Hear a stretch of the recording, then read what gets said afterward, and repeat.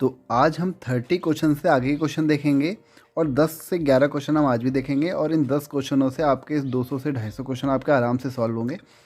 और हमने इसलिए अगर आपने पिछले वीडियो देखे हैं इसी सीरीज के जिसमें मैंने लिखा है एक वीडियो से आपके 100 प्रश्न, तो वो आप ज़रूर जाके देखिए, वहाँ से आपके डाउट क्लियर होंगे और आपकी परीक्षा वाणी में एक स्थिति एक आपकी मजबूत बनेगी।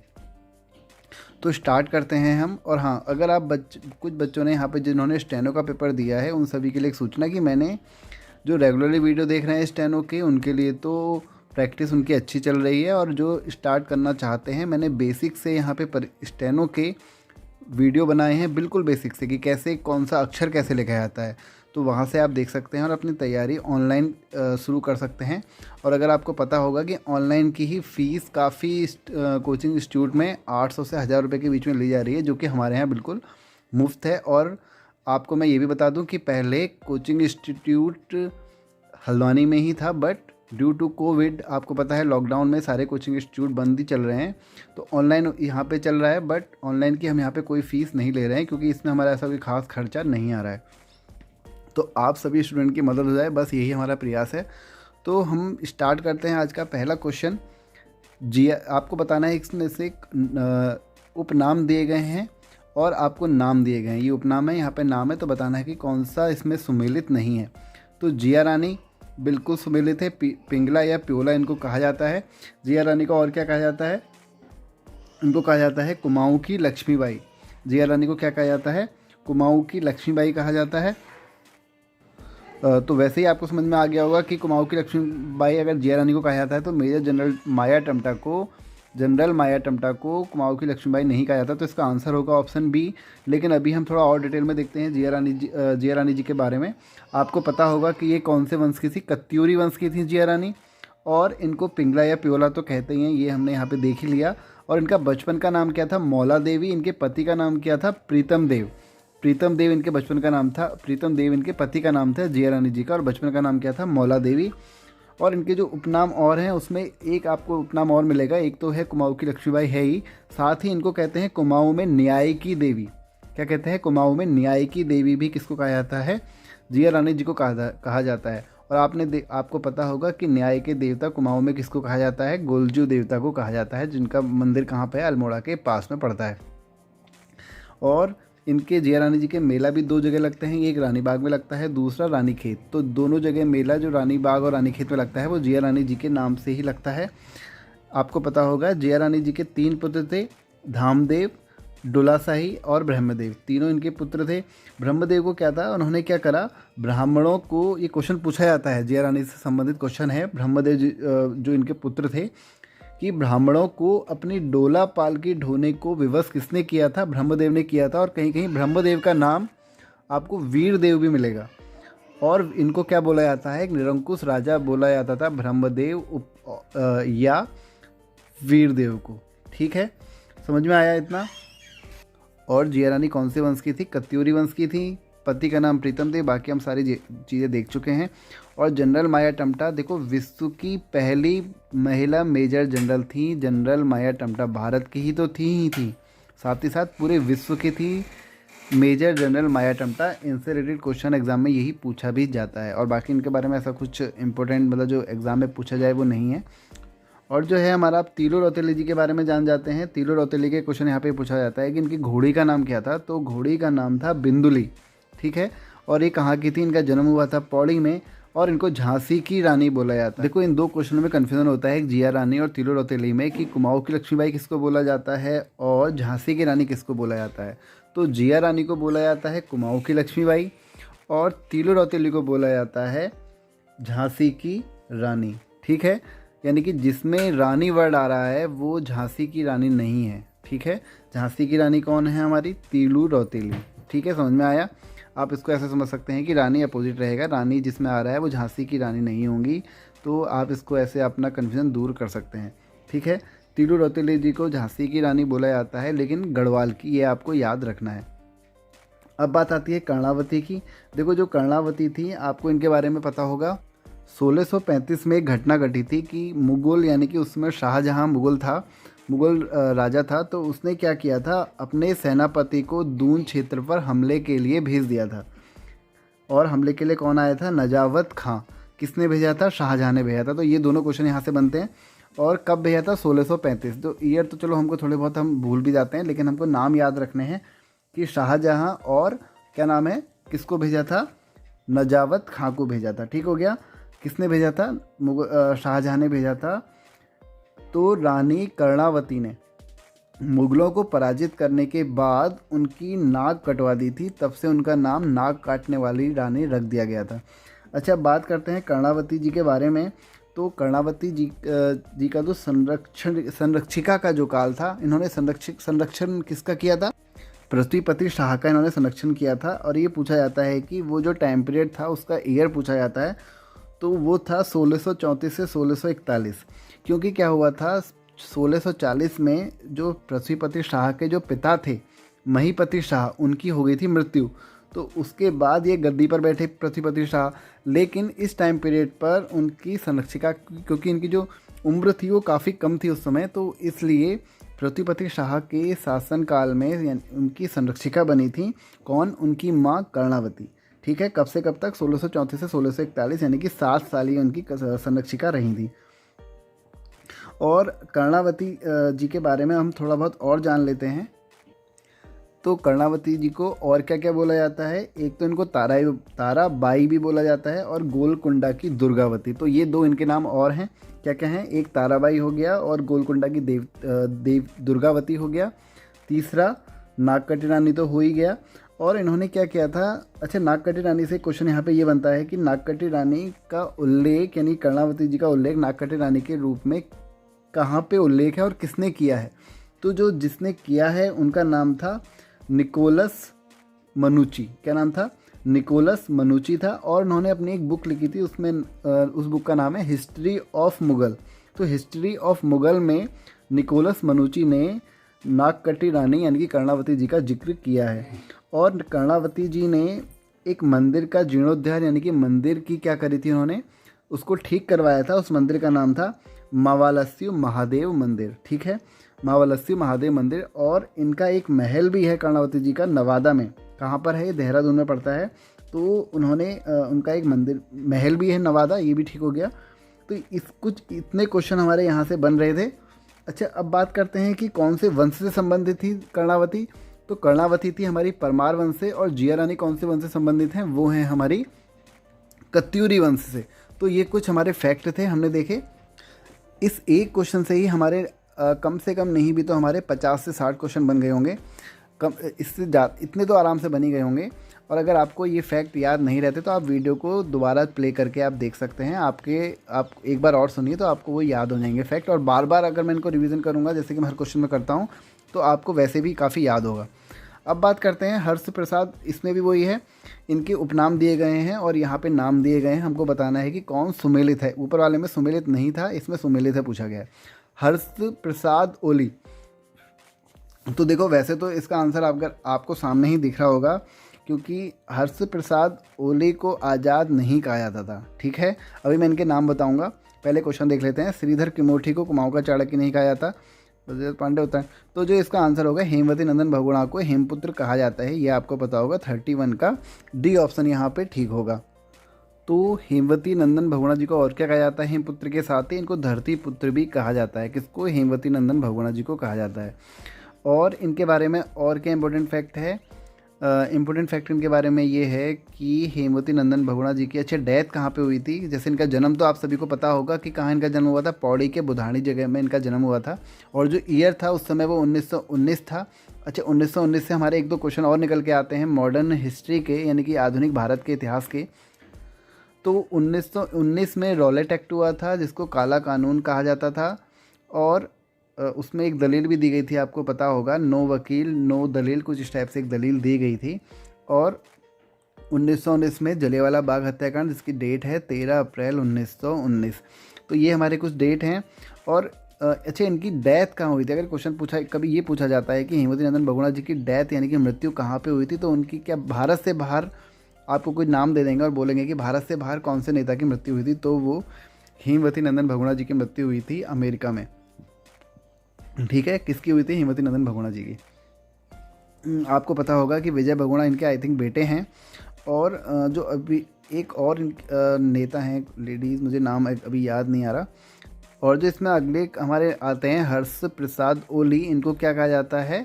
इनको हम कहते हैं काली कुमाऊँ का शेर। क्या कहा जाता है? काली कुमाऊँ का शेर किसको कहा जाता है? हर्ष प्रसाद ओली को।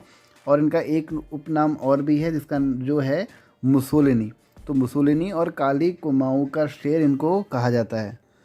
हर्ष प्रसाद ओली से रिलेटेड एक क्वेश्चन एग्जाम में और पूछा जाता है। एक तो इनके दो नाम हो गए, मुसोलिनी और काली कुमाऊँ का शेर, साथ ही कि हर्षदेव प्रसाद ने क्या किया था? लाहौर कांग्रेस, जो कि 1929 में कांग्रेस का अधिवेशन हुआ था, उसमें इन्होंने क्या किया था? कुमाऊँ से यानी कि उत्तराखंड से प्रतिनिधित्व किया था हर्ष प्रसाद ओली ने। ठीक है, लाहौर कांग्रेस 1929 में कांग्रेस का प्रतिनिधित्व करने वाले यही थे, हर्ष प्रसाद ओली। ठीक है, अब बात करते हैं आज़ाद किसका नाम था? तो वो था श्रीधर किमोठी का नाम क्या था? आज़ाद। तो इनसे रिलेटेड फैक्ट हमारा ये बन जाता है कि श्रीधर किमोठी को क्या कहा जाता है? आज़ाद कहा जाता है। अब बात करते हैं बद्रीदत्त पांडे जी के बारे में। बद्रीदत्त पांडे जी को आपको सभी पता होगा कि इनसे रिलेटेड एक मोस्ट इंपॉर्टेंट फैक्ट हमारा ये है कि कुमाऊँ केसरी, तो उत्तराखंड केसरी नहीं है, क्या है? कुमाऊँ केसरी हैं बद्रीदत्त पांडे जी। तो बद्रीदत्त पांडे जी को एक तो हो गया Kumaon Kesari, most important fact. और इनका जन्म कहाँ हुआ था? कनखल हरिद्वार में इनका जन्म हुआ था। लेकिन इनकी जो शिक्षा हुई थी बद्रीदत्त पांडे जी की, वो अल्मोड़ा में हुई थी। शिक्षा अल्मोड़ा में, लेकिन जन्म कनखल हरिद्वार। और अल्मोड़ा अखबार के ये संपादक थे 1913 से लेके 1918 तक, जब तक कि अल्मोड़ा अखबार बंद नहीं हुआ था। और जब अल्मोड़ा अखबार बंद हुआ 1918 में, तो बद्रीदत्त पांडे जी ने एक साप्ताहिक पत्र शक्ति का प्रकाशन किया था। तो बद्रीदत्त पांडे जी ने किसका प्रकाशन किया था? शक्ति का और अल्मोड़ा अखबार का। अल्मोड़ा अखबार का प्रकाशन उन्होंने 1913 से 1918 के बीच में किया था। तो ये पूछा जाता है, ईयर भी पूछा गया है कि कब से कब तक बद्रीदत्त पांडे जी ने अल्मोड़ा अखबार का संपादन किया था। ठीक है, अब बात करते यानी कि कितने साल? 5 साल इन्होंने संपादन किया था अल्मोड़ा अखबार। लेकिन इन्होंने शुरुआत अल्मोड़ा अखबार की इन्होंने नहीं करी थी। तो अब ये क्वेश्चन भी एग्जाम में पूछा गया है कि अल्मोड़ा अखबार कब से शुरू हुआ था? तो अल्मोड़ा अखबार 1971 से शुरू हुआ था। और शुरू किसने किया था? डिबेटिंग क्लब के द्वारा। अब बात करते हैं डिबेटिंग क्लब की स्थापना कब हुई थी? तो 1870 में डिबेटिंग क्लब की स्थापना हुई। और उसके एक साल बाद डिबेटिंग क्लब के द्वारा यानी कि 1871 में बुद्धि बल्लभ पंत जी के द्वारा 1871 में अल्मोड़ा अखबार का संपादन किया गया था। याद रखने की ट्रिक मैंने कैसे बताई थी, और भी काफ़ी ट्रिक हैं उस पिछले वाले वीडियो में, कि बुद्धि बल्लभ पंत डिबेट कौन करता है? जिसके पास बुद्धि होती है। तो बुद्धि बल्लभ पंत को आप डिबेट से कनेक्ट करके याद रख सकते हैं। बात करते हैं हम अगले अपने क्वेश्चन की। तो हमको अब ये बताना है कि इस क्वेश्चन में कि कौन सुमेलित नहीं है। तो पहला ऑप्शन है हमारे पास सुशीला डोभाल संगीत, यही हमारा गलत है यहाँ पर, क्योंकि सुशीला डोभाल क्या थी? डोभाल, इनका जो संबंध है वो शिक्षाविद और प्रशासक। और ये क्या थी? सुशीला डोभाल क्या थी? डोभाल एक उत्तराखंड की प्रथम महिला कुलपति। उत्तराखंड की प्रथम महिला कुलपति भी कौन थी? पहली सुशीला डोभाल जी थी। तो ये संगीत के क्षेत्र से बिलोंग नहीं करती थी। बात करते हैं दूसरा, दीक्षा बिष्ट। तो इन्होंने पत्रिका का संपादन किया था, जिस पत्रिका का नाम था विज्ञान प्रगति। तो आप इसको याद रख सकते हैं कि दीक्षा बिष्ट का संबंध किससे है? विज्ञान पत्रिका से संबंधित है। बात करते हैं ज्योतिराव पांडे जी के द्वारा। तो ये भी बिल्कुल हमारा क्या है? सुमेलित है, प्रशासन से इनका संबंध है। उत्तराखंड से पहली महिला थी जिन्होंने IAS की परीक्षा पास करी थी। तो हिमानी शिवपुरी को तो सभी लोग जानते हैं क्योंकि ये फिल्म से संबंधित हैं। ठीक है, बात करते हैं 33 क्वेश्चन की। हमको बताना है कि कौन सुमेलित नहीं है। तो नीलांबर पंत जी हमारे किससे संबंधित हैं? अंतरिक्ष विज्ञान से संबंधित हैं। खड़ग सिंह वाल्दिया ये हैं हमारे भूविज्ञान से संबंधित हैं। आदित्य नारायण पुरोहित जी ये हमारे कृषि विज्ञान से संबंधित हैं। देवीदत्त पंत जी औषधि विज्ञान से संबंधित हमारे नहीं है। तो जो इसका आंसर होगा ऑप्शन डी होगा, क्योंकि देवीदत्त पंत जी ने भौतिकी से PG किया था, यानी कि उन्होंने जो पोस्ट ग्रेजुएशन किया था वो भौतिकी से किया था, ना कि औषधि विज्ञान से संबंधित थे। अब बात करते हैं 34 क्वेश्चन की। उत्तम दास संगीत से संबंधित हैं, ये बिल्कुल सही है। उत्तम दास जी के बारे में एक हमको बताना है कौन सम्मिलित नहीं है। तो जो उत्तम दास जी के बारे में एक मोस्ट इम्पोर्टेंट फैक्ट है और जो कि काफ़ी एग्जाम में पूछा जाता है कि ढोल सागर के ज्ञाता। तो उत्तराखंड से एकमात्र व्यक्ति उत्तम दास जी जो ढोल सागर के ज्ञाता हैं संगीत के क्षेत्र में, तो ये सुमेलित हैं। और एक अवधेश कौशल जी हैं, ये पर्यावरण से हमारे संबंधित हैं, तो ये भी हमारा बिल्कुल सही होगा। यहाँ पर अवधेश कौशल जी के बारे में इन्होंने क्या कहता, जो खनन माफिया होते हैं ना, तो उनसे लोहा लेने के लिए इनको जाना जाता है अवधेश कौशल जी को। तो उनके पास कौशल था कि उन्होंने लोहा तक ले लिया था। ठीक है, आप इसे याद रख सकते हैं, अवधेश कौशल जी पर्यावरण से संबंधित हैं। तो विद्यावती डोभाल ये हमारी फिल्म से संबंधित नहीं है, तो फिल्म से संबंधित हमारी कौन थी, वो थी हिमानी शिवपुरी जी। तो नारायण सिंह थापा सिनेमोटोग्राफी से संबंधित हैं। तो 34 का सी ऑप्शन होगा हमारा। नारायण सिंह थापा जी के बारे में एक दो फैक्ट जान लेते हैं। तो ये थे हमारे नारायण सिंह थापा जी, पिथौरागढ़ के रहने वाले, और इन्होंने 7 डॉक्यूमेंट्री फिल्में बनाई, जिसमें हमारी जो पहली थी मित्रता की यात्रा। तो नारायण सिंह थापा जी की जो पहली डॉक्यूमेंट्री थी उसका नाम था मित्रता की यात्रा। तो ये कुछ हमने फैक्ट देखे। अगले हमारा जो क्वेश्चन है यहाँ पर वो है, निम्न में से कौन ढोल सागर के ज्ञाता के रूप में जाने जाते हैं। तो उत्तम दास जी के बारे में जैसे कि हमने देखा, ये ढोल सागर के ज्ञाता के रूप में एकमात्र व्यक्ति जो हैं जाने जाते हैं।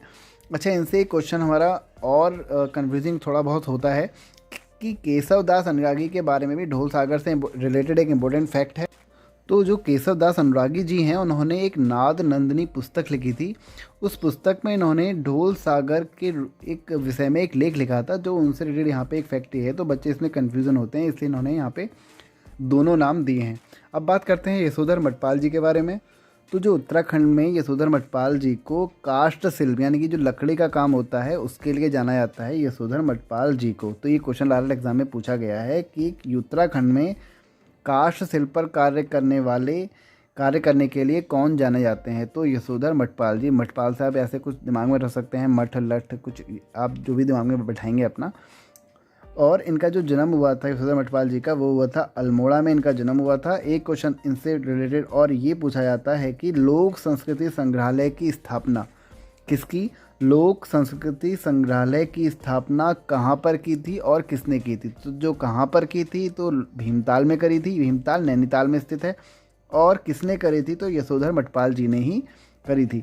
बात करते हैं लास्ट ऑप्शन जो दिया गया है इसमें, चंद्र सिंह राही जी। जो चंद्र सिंह राही जी को कौन नहीं जानता, सभी लोग जानते हैं चंद्र सिंह राही जी के बारे में। उत्तराखंड में काफ़ी प्रसिद्ध व्यक्ति हैं इनका ये क्या है, गढ़वाली गायक। और इनका जन्म कहाँ हुआ है, ये भी पौड़ी से बिलोंग करते हैं। तो पौड़ी के काफ़ी इंटेलिजेंट लोग पौड़ी से ही बिलोंग कर रहे हैं, देख रहा हूँ मैं। काफ़ी के आंसर आप देखोगे तो पौड़ी से ही बिलोंग कर रहे हो। अब बात करते हैं जो इसका आंसर था वो क्या था, उत्तम दास जी इसके आंसर थे ढोल सागर के ज्ञाता जी के बारे में। बात करते हैं अगले क्वेश्चन की। निम्न में से किसके प्रयासों से 1977 में टेहरी के अंजनी में श्री भुवनेश्वरी महिला आश्रम की स्थापना करी थी। तो किसने करी थी श्री भुवनेश्वरी महिला की स्थापना, कहाँ, टेहरी में, कब, 1977 में किसने करी थी, स्वामी मनमथन ने करी थी। ये स्वामी मनमथन आपको नाम से ही समझ में आ रहा होगा कि उत्तराखंड से बिलोंग नहीं करते होंगे। तो कहाँ से बिलोंग करते हैं, ये बिलोंग करते हैं केरल से। इनका जन्म केरल में हुआ था और ये उत्तराखंड में 1964 यानी कि जब ये बना था उसके 13 साल पहले ये उत्तराखंड में आए थे। और उन्होंने उसके बाद ही महिला आश्रम श्री भुवनेश्वरी महिला आश्रम की स्थापना टेहरी में करी थी। इनको एक चीज़ के लिए और जाना जाता है कि चंद्रबदनी मंदिर में पशु बलि प्रथा समाप्त करने के लिए भी इनको जाना जाता है। किसको, स्वामी मनमथन जी को जाना जाता है। और इस टेहरी में ही स्थित है चंद्रबदनी देवी का मंदिर।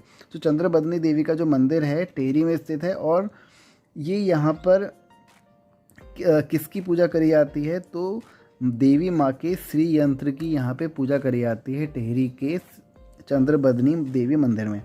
और इसका नाम चंद्रबदनी मंदिर यहाँ पे इसलिए पड़ा है क्योंकि ये कौन से पर्वत पर स्थित है, चंद्रबदनी मंदिर चित्रकूट पर स्थित है।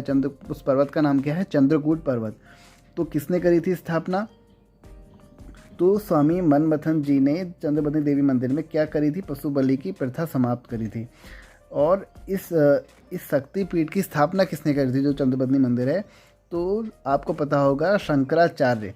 तो शंकराचार्य जी ने इस शक्तिपीठ की यहाँ पर स्थापना करी थी। ठीक है, इससे रिलेटेड हमारे फैक्ट यहाँ पे कंप्लीट होते हैं। जानते हैं अगले क्वेश्चन के बारे में। अगला क्वेश्चन हमारा कहता है कि जॉली ग्रांट में 1989 में हिमालयन इंस्टीट्यूट हॉस्पिटल ट्रस्ट की स्थापना निम्न में से किसने करी थी। तो स्वामी राम जी ने स्थापना करी थी। स्वामी राम जी के बारे में एक तो इम्पोर्टेंट फैक्ट यही है जो कि अभी आपने पढ़ा, और इनके बारे में इन्होंने एक पुस्तक लिखी थी इंडियन म्यूज़िक, तो वो भी काफ़ी इम्पोर्टेंट बुक है हमारे लिए। तो स्वामी राम जी एक काफ़ी विद्वान व्यक्ति थे। योग, विज्ञान, मनोविज्ञान, इनके बहुत सारे क्षेत्रों में इन्होंने सफलताएं हासिल करी थी। स्वामी शिवानंद जी के बारे में एक इम्पोर्टेंट फैक्ट यहाँ पे ये है कि इन्होंने ऋषिकेश में द डिवाइन लाइफ सोसाइटी की स्थापना करी थी। आपने इसका नाम काफ़ी सुना होगा, तो ये क्वेश्चन यहाँ से पूछा जाता है। तो हमारा अगला क्वेश्चन है यहाँ पे, राज्य के दलितों को शिल्पकार नाम देने में किसने अग्रणी भूमिका निभाई? तो जो शिल्पकार नाम देने में जिन्होंने 1911 में हरि प्रसाद जी ने ये नाम इनको दिया था, शिल्पकार को, दलितों को शिल्पकार नाम कब दिया था? 1911 में। किसने? हरि प्रसाद जी ने। क्वेश्चन इंपॉर्टेंट है, लेकिन इस क्वेश्चन में हरि प्रसाद जी का नाम नहीं होने की वजह से जो इसका आंसर होगा वो होगा खुशीराम आर्य जी। तो 38 का सी ऑप्शन यहाँ पे ठीक होगा। खुशीराम आर्य जी ने अग्रणी भूमिका निभाई थी। आपको पता है हर्षदेव ओली जी के बारे में कि हर्षदेव ओली को हम क्या जानते हैं? काली कुमाऊँ का शेर या मुसोलिनी के नाम से इनको जाना जाता है। ठीक है, इससे रिलेटेड इनका फैक्ट ये था। और बाकी अच्छा, जयनंद भारती जी के बारे में जान लेते हैं, क्योंकि जब भी शिल्पकार नाम यूज़ आता है हमेशा, तो एक जयानंद भारती और हरिप्रसाद जी का नाम जाना जाता है। तो हरिप्रसाद जी के बारे में तो हमने जान लिया, अब जानते हैं जयानंद भारती जी के बारे में। देखो, जयानंद भारती जी ने शिल्पकार एक आंदोलन था जिसका नाम था डोला पालकी आंदोलन। किससे संबंधित था? ये क्वेश्चन भी पूछा गया है। डोला पालकी आंदोलन शिल्पकारों से संबंधित था। देखो, इससे क्या होता था पहले के टाइम पर, जो उच्च वर्ण के यानी कि जो ब्राह्मण वर्ग के जो लोग होते थे, सिर्फ शादियों में उन्हीं की जो शादी होती थी वो डोला पालकी में होती थी। जो मतलब उसका जो दूल्हा और दुल्हन पक्ष जो होते थे उनके लिए डोला पालकी की व्यवस्था होती थी। लेकिन जो निम्न जाति यानी कि हम जिनको कहते हैं शिल्पकार और दलित व्यवस्था के जो लोग होते थे, वर्ण के जो लोग होते थे, उनके लिए ये व्यवस्था नहीं थी डोला पालकी। तो जयानंद भारती जी ने ही उनके लिए डोला पालकी की व्यवस्था करी और उन्होंने ही आंदोलन चलाया था। कौन सा? डोला पालकी आंदोलन। और इसी आंदोलन के बाद शिल्पकार यानी कि दलित लोगों को ये इस आंदोलन के बाद से उनको उनका अधिकार मिल गया। समझ में आया? तो जयानंद भारती जी के बारे में भी हमने जाना। बात करते हैं अगले क्वेश्चन की। प्रकृति के सुकुमार कवि सुमित्रा नंदन पंत निम्न में से किस रचना के लिए 1968 में ज्ञानपीठ पुरस्कार मिला था? बहुत बेसिक क्वेश्चन है और सभी को इसका आंसर भी पता होगा।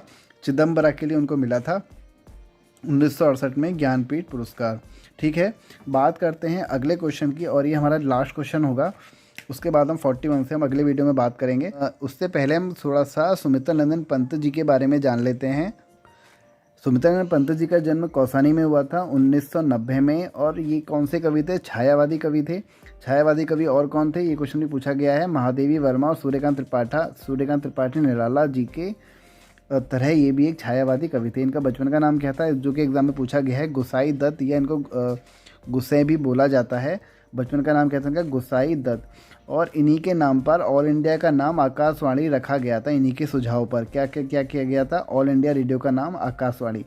और इन्होंने एक पत्रिका का संपादन किया था जो कि मासिक पत्रिका थी। किसने? सुमित्रा नंदन पंत जी ने, जिसका नाम था प्रगतिशील। तो इनसे रिलेटेड ये फैक्ट हो गया। अब जानते हैं अगले क्वेश्चन के बारे में। आर्यों का आदि निवास मध्य हिमालय नामक प्रसिद्ध रचना निम्न में से किसकी है? तो हमको जो ऑप्शन दिए गए हैं उसमें से भजन सिंह हमारा राइट ऑप्शन होगा। तो भजन सिंह ने ही आर्यों का आदि निवास मध्य हिमालय प्रसिद्ध रचना लिखी है। और शिव प्रसाद डबराल जी के बारे में हमने पहले भी बात करी थी कि इनको चारण उपनाम से भी इनको जाना जाता है। इनका शिव प्रसाद डबराल चारण नाम इनके आगे लगाया जाता है। इनका जन्म हुआ था पौड़ी में, और इनकी जो कर्मस्थली थी शिव प्रसाद डबराल जी की वो थी दुगड्डा। जन्म हुआ था पौड़ी में, लेकिन कर्मस्थली कहाँ थी इनकी? दुगड्डा में। और इन्होंने जो कुछ रचनाएं लिखी थी, जो इम्पोर्टेंट रचना हैं वो हैं यूके का इतिहास यानी कि उत्तराखंड का इतिहास, श्री उत्तराखंड यात्रा दर्शन, उत्तराखंड के अभिलेख एंड मुद्रा, गोरा बादल, गुहादित्य, और भी इनकी काफ़ी रचना हैं। अच्छा, इनसे रिलेटेड क्वेश्चन पूछा जाता है कि इंसाइक्लोपीडिया ऑफ उत्तराखंड किसको कहा जाता है? तो encyclopedia of Uttarakhand doctor Shiv Prasad Dabral Charan ji को कहा जाता है। तो इनसे रिलेटेड ये फैक्ट हो गए जो हमने देखे। तो अगले वीडियो में हम बात करेंगे 41 से लेके 50 क्वेश्चन के बारे में। अच्छा, अगर कुछ बच्चे जो नए सिरे से तैयारी कर रहे हैं और जिनको अगर कोई कन्फ्यूज़न क्रिएट है उनके दिमाग में कि कौन हम तैयारी कैसे स्टार्ट करें और कौन सी बुक को प्रेफर करें, तो उसके लिए मैंने कल ही एक वीडियो अपलोड किया है कि अगर आपके मन में कोई दुविधा है तो आप एक वीडियो से दूर करें, कुछ इस नाम से वो वीडियो बनाई गई है। तो वहाँ से आप उसको देख सकते हैं और आपके सारे मन के जितने भी डाउट हैं वो मैं उम्मीद करता हूँ कि उस वीडियो से क्लियर हो जाएंगे। तो बस आज के वीडियो में इतना ही। और अगर आपको वीडियो पसंद आया हो, आपको कुछ नई जानकारी मिली हो, तो वीडियो को लाइक, और अगर पहली बार चैनल पर आए तो चैनल को सब्सक्राइब करना ना भूलें। तो थैंक यू आज के लिए।